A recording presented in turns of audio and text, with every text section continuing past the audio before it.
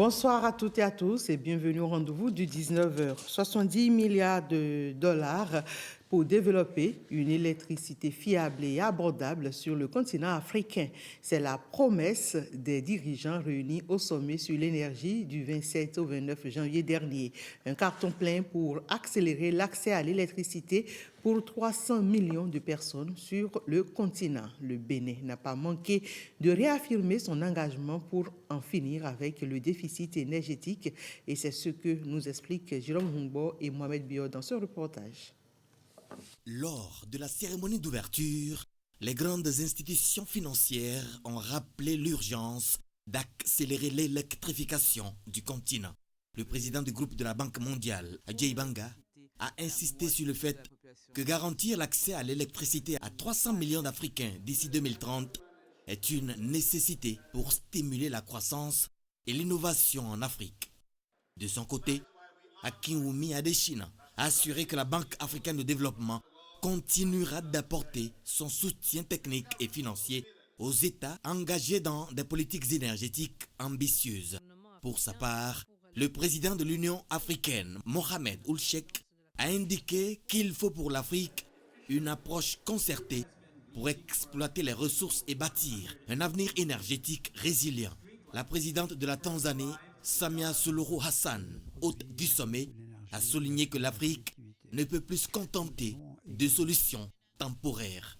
300 millions aujourd'hui d'Africains manquent d'énergie. Cela représente 3% de ce déficit énergétique mondial. Le taux d'électrification en Asie du Sud-Est est atteint 96,5% en 2019, alors qu'en Afrique aujourd'hui, ce taux est moins de 50%. Par ailleurs, pour avoir un accès universel, il faut se battre d'ici 2030.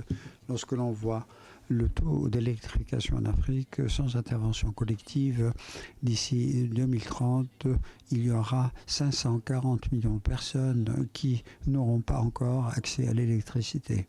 Représentant le président Patrice Talon, la vice-présidente Mariam Chabi Talata Zimeyerima a mis en lumière les réformes entreprises par le Bénin depuis 2016 pour garantir l'accès à l'électricité aux populations.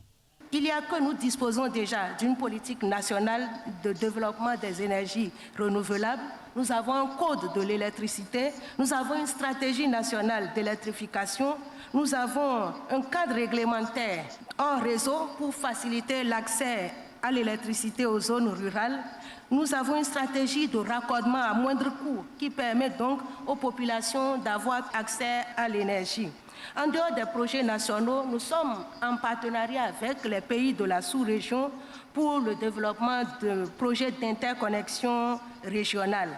Nous avons facilité le cadre du marché de l'énergie en revoyant notre code des investissements. La loi sur les zones économiques, la loi portant développement des petites et moyennes entreprises, nous sommes une destination vraiment sûre. Grâce à des investissements stratégiques, le Bénin a considérablement augmenté sa production énergétique et amélioré son autonomie. Mariam Chabi Talata Zimeyerima a également exprimé son espoir de voir de nombreux investisseurs affluer vers le Bénin, qui est aujourd'hui une destination prisée. Parmi ceux qui sont ici, il y a des investisseurs. Nous les invitons à venir s'installer chez nous. Le climat leur est favorable. Les réformes sont vraiment en cours et nous sommes, en ce qui concerne les investissements, un pays aujourd'hui sûr. Tenez par exemple au Bénin, en 1 ou 2 journées, vous pouvez créer votre entreprise au Bénin. Donc, s'il y a une destination vers laquelle les gens doivent se ruer, c'est la destination Bénin. À la clôture du sommet africain sur l'énergie à Dar es Salaam, les chefs d'État présents ont pris plusieurs engagements majeurs pour accélérer l'électrification du continent. Ils ont convenu de renforcer les investissements dans les infrastructures énergétiques, de faciliter les partenariats publics-privés et d'adopter des politiques favorisant la production de l'énergie propre. La délégation béninoise est raccompagnée à l'aéroport avec honneur, satisfaite de son séjour à Dar es Salaam. Encore une étape et l'autoroute du corridor Abidjan-Lagos sera une réalité. Après une étude de sa 4e composante, l'heure est à la validation des résultats et c'est au détour d'un atelier à Cotonou. Un projet colossal prend corps en Afrique de l'Ouest, l'autoroute Abidjan-Lagos. Elle passe par Accra, Lomé et Cotonou. Un atelier de validation du rapport final provisoire de l'étude sur la facilitation du commerce et du transport a lieu à Cotonou.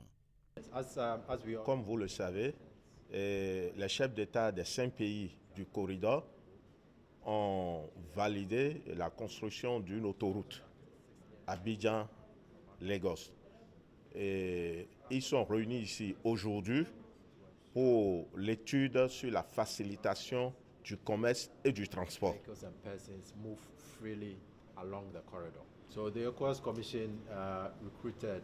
La commission a recruté des consultants pour faire des études sur le terrain et sur la facilitation du commerce et du transport pour que la construction de l'autoroute puisse prendre en compte toutes ces données. Un corridor économique pris en compte toutes les parties prenantes, en particulier le secteur privé, les petites et moyennes entreprises, entrepreneurs informels. C'est très très important pour un corridor clé dans la région de la CEDEAO. Vous savez que la douane est une administration qui est présente aux frontières, donc est au cœur des échanges. Qui parle de facilitation des échanges, parle des échanges de marchandises.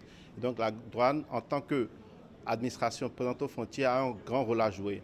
Et c'est pour ça que la douane participe à ce projet pour essayer de simplifier les formalités, simplifier les procédures, pour faciliter les échanges dans le cadre de ce projet. L'autoroute Abidjan-Lagos sera assurément un nouvel instrument d'intégration des peuples ouest-africains. Rencontre du porte-parole du gouvernement avec les jeunes de la commune de Dogbo. Entre autres préoccupations soulevées par les participants, la prise en charge des soldats béninois blessés ou décédés en mission. Et voici la réponse de Wilfried Léandre Ngbeji, porte-parole du gouvernement.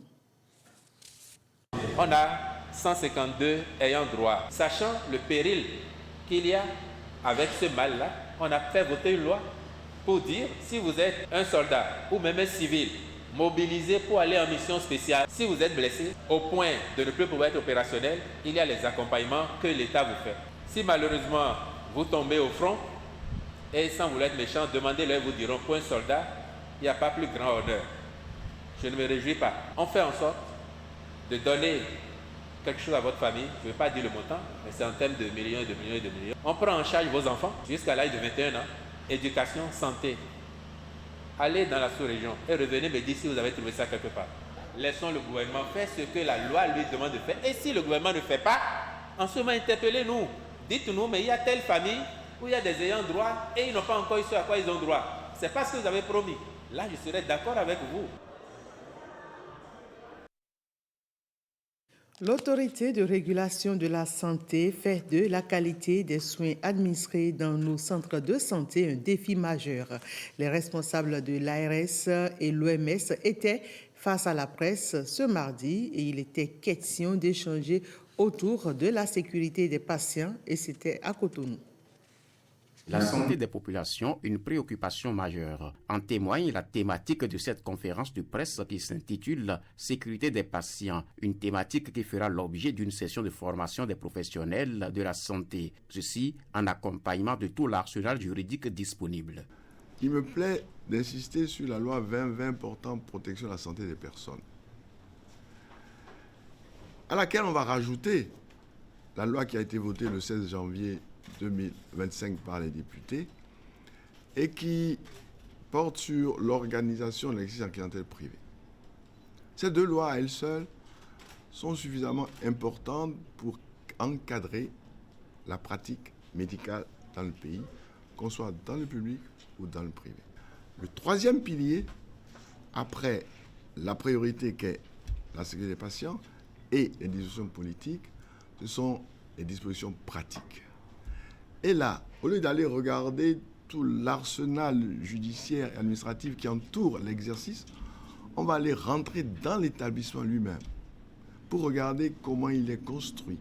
Les questions de l'accueil des patients et des erreurs médicales intéressent les professionnels des médias présents à cette conférence. L'OMS, Organisation mondiale de la santé, accompagne cette démarche de l'ARS qui vise à améliorer la qualité des soins de santé.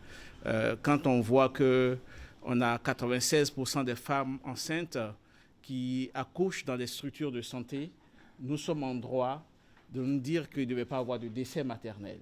Et pourtant, il en existe.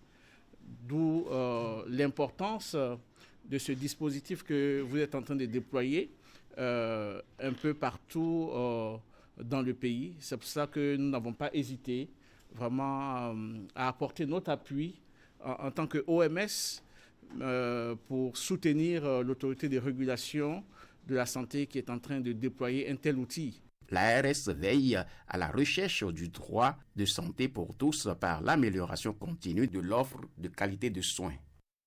Descente de Didier Tonato ce mercredi au pied du monument de l'Amazone. L'objectif de cette sortie de l'autorité ministérielle est d'apporter des clarifications sur les conditions d'accès à ce site très fréquenté par le grand public, suivant les propos du ministre du Cadre de vie et des Transports en charge du développement durable. La place emblématique qu'il y a aujourd'hui, que tous les Béninois visitent, les Cotonois et même les étrangers, c'est l'esplanade de l'Amazone, devant laquelle je me trouve, qui est une place d'abord principalement destinée au public. Vous avez dû remarquer que ça participe des aménagements qui sont attachés au boulevard de la Marina, qui est aujourd'hui le boulevard principal qui traduit l'image que nous voulons de la ville de Cotonou. Mais c'est d'abord une place publique ouverte à tout le monde pour les activités publiques et des fréquentations privées, si vous voulez. Vous avez dû voir que le monument n'est pas protégé. Le chef d'État souhaite que tout le monde y ait accès. La place aussi, on peut y venir à tout moment. Elle est éclairée la nuit, mais elle est également surveillée, sécurisée pour que les activités se passent dans les meilleures conditions. Il n'y a pas de conditions particulières pour y mener un certain nombre d'activités. Il suffit seulement de faire une procédure sur la page service public pour les personnes, ce qu'on peut appeler les personnes morales, qui ont des activités formelles à faire, genre activités sportives, activités de loisirs, rassemblements. Il faut une autorisation, mais il ne faut pas payer des droits pour utiliser la place. De même, les populations en général peuvent venir ici, mener des activités familiales, des activités de groupe, des activités de fraternité, des activités amicales entre des groupes qui peuvent se retrouver ici pour se détendre, se reposer, se promener et se donner à des activités de loisirs. C'est d'ailleurs pour ça que des toilettes ont été construites. Vous avez dû voir, ces toilettes sont accessibles, tant ici sur l'esplanade de l'Amazone que sur le champ de foire de l'autre côté. Il y a également des toilettes sur le jardin de Mathieu. Ce jardin de Mathieu sera ouvert bientôt au public. Ces places-là sont destinées à être utilisées, valorisées par le public de Cotonou. Ce que nous souhaitons, c'est que les populations qui viennent ici, ceux qui fréquentent ces places, aient vraiment des gestes et des comportements éco-citoyens. Et je voudrais vraiment insister pour dire que les pique-niques sont autorisés, les rassemblements sont autorisés, les activités de toute nature sont autorisées. Nous voulons que la place soit utilisée, valorisée. L'État l'a fait pour d'abord le peuple. Vous avez dû voir que le 1er août, c'est une fois dans l'année qu'on vient faire une manifestation dûment officielle. Mais après ça, il y a des activités de loisirs qui s'y déroulent. Mais fondamentalement, ce sur quoi je voudrais insister, c'est que cette place n'est pas interdite à la fréquentation populaire. Elle est ouverte et toutes les commodités y sont. Gestion des déchets, gestion de toilettes, sécurité, éclairage, pour que tout se déroule dans de meilleures conditions. Et c'est sur ces clarifications du ministre Didier Tonato que se referme cette session d'information. Merci à toutes et à tous de l'avoir suivi.